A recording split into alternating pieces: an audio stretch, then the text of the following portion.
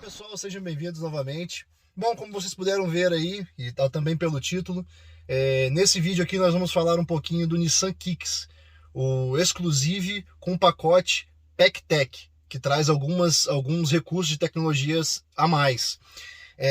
O foco desse vídeo aqui não vai ser literalmente mostrar cada detalhe do carro, mas sim falar de alguns detalhes específicos que são direcionados à tecnologia e alguns pontos de melhoria que eu identifiquei no carro e futuramente, quem sabe, tentar fazer algumas customizações nesse carro para fazer com que ele fique ainda melhor. É um carro que hoje no mercado traz um pacote de tecnologia bem interessante, mas ele também deixa a desejar em vários aspectos, ao meu ver, ainda mais pensando pelo preço dele. Tudo bem que preço de carro hoje em dia está muito subjetivo, o dólar está muito alto, a tendência é que suba ainda mais. Então vamos analisar nessa vertente das tecnologias. Tentar mostrar para vocês o máximo que eu posso aqui e identificar e esclarecer algumas dúvidas que talvez vocês possam ter com relação a essas tecnologias que a maioria das pessoas não sabe como falar, como explicar, porque não tem o conhecimento de caso. Beleza? Então vamos lá, vamos pro lado de fora do carro. Eu já vou começar pelos dois sensores mais importantes que esse carro tem. Então é isso aí, vamos falar um pouquinho dessa frente desse carro e dos recursos, dos sensores que aqui estão, que proporcionam todo esse pacote de tecnologia que vem no PackTech desse carro, né? Então, quais são os sensores mais importantes que nós vamos encontrar aqui na frente desse carro? No emblema da Nissan aqui, nós temos um radar, que é responsável pelo sistema de frenagem autônoma de emergência e aviso de colisão. Vocês podem ver ali atrás, tem um fio, esse fio liga num radar que fica aqui atrás. E, mais acima, nós temos ali no meio do para-brisa, nessa área aqui, uma câmera. Essa câmera é responsável por ler as faixas marcadas na pista para mas avisar da saída da faixa, né? Se você tiver sonolento e tal, a ideia desse sistema é que ele vai dar uma vibração no volante e um pequeno aviso sonoro para você retomar para o centro da faixa. Na minha opinião pessoal, é um sistema completamente inútil. Eu tenho um outro carro que tem um sistema de correção, né, que é o Lane Assist, Active Lane Assist da Audi. E nesse sistema da Audi, ele não só avisa, mas ele corrige a trajetória do carro. Esse sim vale a pena. Esse sistema da Nissan, ele é simplesmente inútil.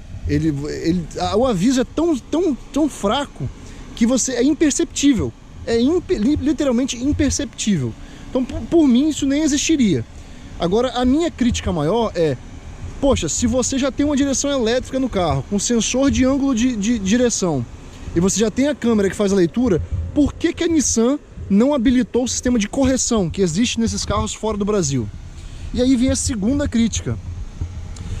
A Nissan me coloca o radar que é necessário aqui para ter um piloto automático adaptativo. Ela já tem o sistema de frenagem autônoma, ou seja, ela consegue regular a distância do carro da frente. Por que a Nissan não trouxe isso habilitado no carro? É outra pergunta aí que fica no ar, e eu ficaria muito feliz se a Nissan pudesse me responder por que isso não veio habilitado. Fora do Brasil, esse sistema já vem habilitado. Esse carro, que é vendido no Brasil, ele tem tudo o que é necessário para ter o piloto automático adaptativo. Mas a Nissan optou por não colocar isso no carro no Brasil. Vai saber por quê. A única coisa que falta nesse carro para que esse sistema funcione no Brasil seria um único botão aqui no volante. Nesse ponto aqui, ele teria um botão que é onde você faria a seleção da distância do carro da frente. Sinceramente, eu nem julgo que esse botão seja necessário. Só que seria necessário fazer a habilitação no software do carro para que esses sistemas comecem a comunicar e comecem a realmente funcionar como deveria ser, né? Mantendo a distância, fazendo a função do piloto automático adaptativo, mantendo a distância do carro da frente numa velocidade pré-determinada. Mas aqui dentro do carro, vamos falar um pouquinho do que esse carro tem. Em assistente à condução aqui, você vê o lane, que ele só tem o lane departure warning, que é um aviso de saída de faixa. Como eu falei, vocês vão ver, eu vou fazer um vídeo aqui mostrando. É literalmente inútil esse sistema. A vibração é tão sutil no volante que simplesmente é a mesma coisa que não tem nada. Não adianta nada. Se você estiver sonolento, isso não vai te acordar. E se você estiver distraído, isso também não vai te ajudar em absolutamente nada. É inútil esse sistema. Tirando aqui, temos o Blind Spot, que é o indicador de ponto cego, que funciona através dessas lâmpadas que ficam no retrovisor. Se você desabilitar e habilitar ele aqui, ele mostra também aqui um triângulozinho no painel, ó. Esse triângulo também, além dele acender essa luzinha aqui, caso você não consiga ver, ele também ilumina esse triângulo aqui. Esse triângulo fica branco quando um carro entra no ponto cego, né? Isso costuma ser atrás da coluna C, atrás daquela coluna ali. Ele indica aqui que existe um carro ali e você não consegue normalmente ver através do retrovisor. Mas o que? Nós temos aqui o freio de emergência frontal, né? Quando você inicia se aproxima rapidamente de um carro à sua frente, ele detecta isso, te dá um aviso sonoro, pré-carrega os freios, e se você não tomar nenhuma atitude, ele automaticamente freia o carro para evitar a colisão o máximo que for possível. Mas, como eu falei, ele apenas faz isso, ele não controla a distância do carro da frente. Mais uma vez, o carro tem tudo para que isso existisse, mas a Nissan optou por não colocar isso no carro. Park Aids. Essa parte de Park Aids aqui tem o sonar, que são os sensores traseiros, né? Aí você vai ter aqui a distância, o volume. Vou deixar aqui em longe para começar a detectar bem de longe mesmo os obstáculos. O volume, é sempre bom ficar bem alto o volume, né? Porque para realmente te alertar se você estiver distraído. Outra coisa interessante que esse carro tem é esse Moving Objects aqui.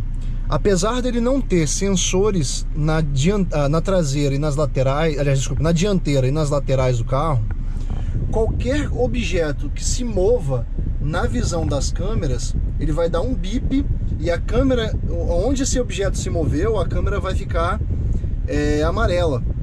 Acho interessante porque a Nissan não dá a possibilidade de você alterar as câmeras clicando aqui. Você poderia ser capaz de selecionar a câmera que você quer ver tocando nela, né? Você tem uma opção de ver uma câmera extra, que é a câmera da direita, que fica embaixo daquele retrovisor. Se você pressionar mais uma vez aqui o botão da câmera, ele mostra ela e te dá um alinhamento com a calçada, né? Se você vier aqui agora, se você quiser estacionar, com essa câmera aqui, com esse alinhamento, você consegue colocar o carro bem alinhadinho.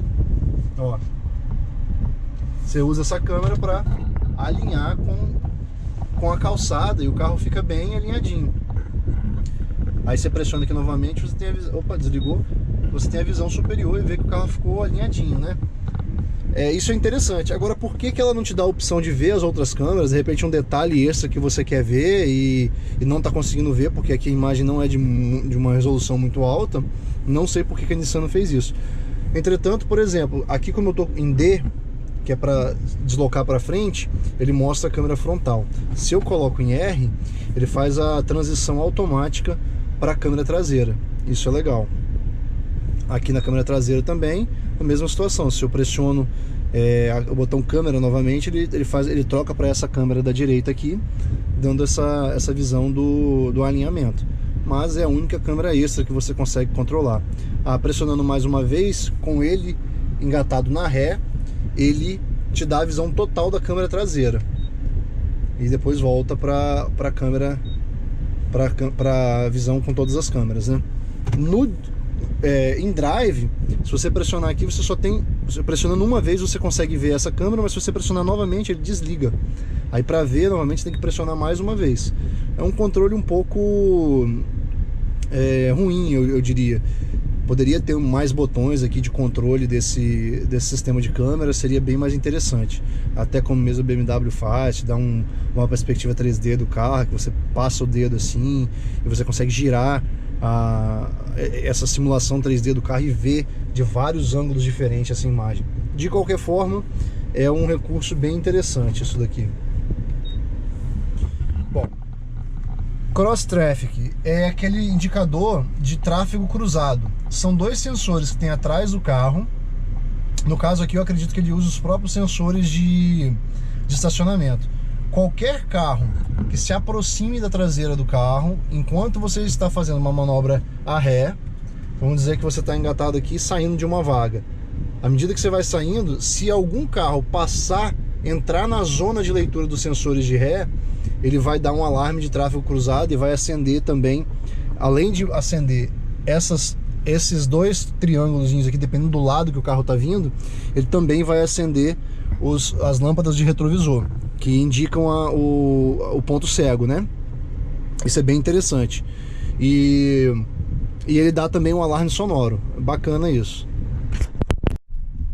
Bom, galera, vamos dar uma volta aqui na rodovia com ele agora pra gente ver como que vai ficar a questão do consumo desse carro. Uma das razões pela qual eu escolhi esse carro é porque o consumo dele é bem interessante.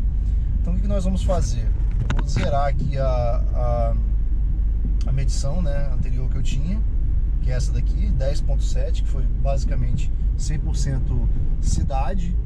E vou ligar um time-lapse aqui na câmera pra gente ver como que vai ficar esse consumo. Então vamos lá, zerando e vamos partir para o time-lapse. Vou colocar uma velocidade constante aqui e nós vamos rodar cerca de 50 km antes que eu pare pra gente falar sobre o consumo desse carro. Então 80 km, liguei o piloto automático, 80 km por hora. Vamos ligar o time-lapse. Durante esse trajeto aí que nós fizemos esse teste de consumo, a velocidade variou de 60 até 100, 110 km por hora e nós não fizemos nenhuma ultrapassagem e mantivemos o carro com o piloto automático ligado o tempo todo. Fizemos uma manobra de retorno e aí chegamos a essa conclusão de consumo. Bom, então como vocês podem ver aí, nesse percurso de 33, quase 34 quilômetros, apenas de estrada, né? E sem forçar o carro, andando tranquilo, nem muito acima, nem abaixo da velocidade permitida na via, o carro fez 19,6 km por litro. Num percurso dentro da cidade, ele havia feito 11,6 e o que é bem diferente do declarado pelo Inmetro, né? O Inmetro, olhando ali pelo adesivo no para-brisa.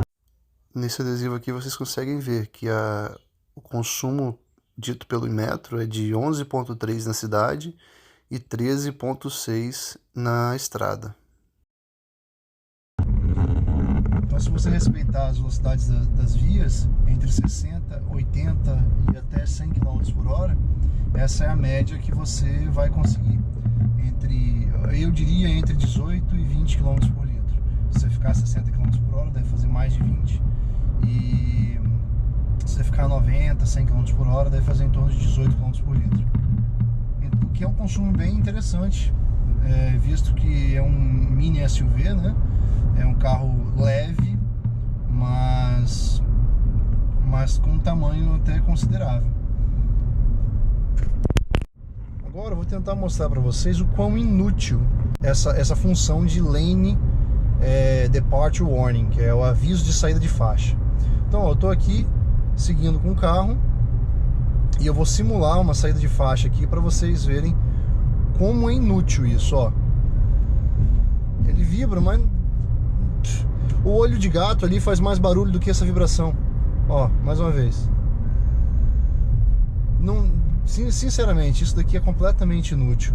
Uma função totalmente desnecessária, um desperdício do recurso que essa câmera e essa direção elétrica podem proporcionar, que é a correção de trajeto, né? Ela poderia fazer essa correção de trajeto mas a Nissan, por alguma razão, decidiu não colocar essa função no carro. Eu ainda vou tentar buscar aí internacionalmente algum aparelho que consiga fazer o coding, né, desse carro, para ver se eu consigo habilitar essa correção da mudança de faixa e também o piloto automático adaptativo.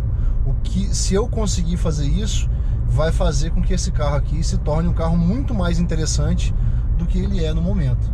Mais uma vez, vamos simular a saída de faixa, ó. Vibra e continua saindo na boa, mas uma vibração tão mínima, mas tão mínima, mas tão mínima, que você simplesmente não vai perceber se você precisar que isso te auxilie em algum tipo de situação. É completamente inútil. Ó, mais uma vez, deixando ir.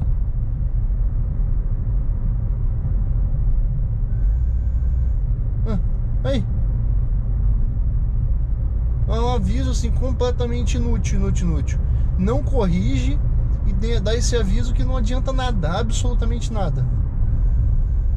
Vibração, você nem consegue, observem o volante, é tão mínima a vibração que você nem consegue ver o volante vibrando. Para sentir que ele está vibrando aqui é quase um milagre. Agora presta atenção nesses mínimos olhos, esses olhinhos de gato pequenininho que tem na pista. Quando eu pego eles, ó, ele avisa mais do que esse recurso que o carro tem. Então, se vocês acham que isso é um diferencial para você comprar esse carro, já tire isso da ideia, porque isso é inútil. Vou tentar demonstrar para vocês aqui agora o sistema de aviso de colisão e frenagem de emergência. Tem um carro ali na frente agora, então não vou pressionar o freio e... Ai, quebra-mola. Bom, ele avisou, mas eu precisei frear por conta do quebra-mola. Vamos tentar mais uma vez.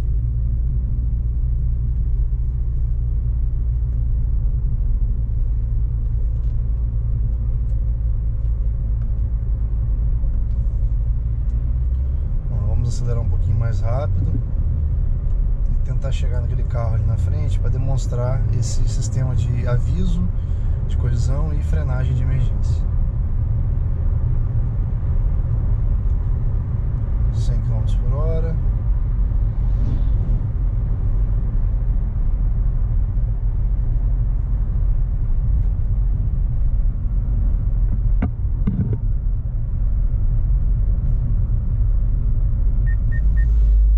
O aviso.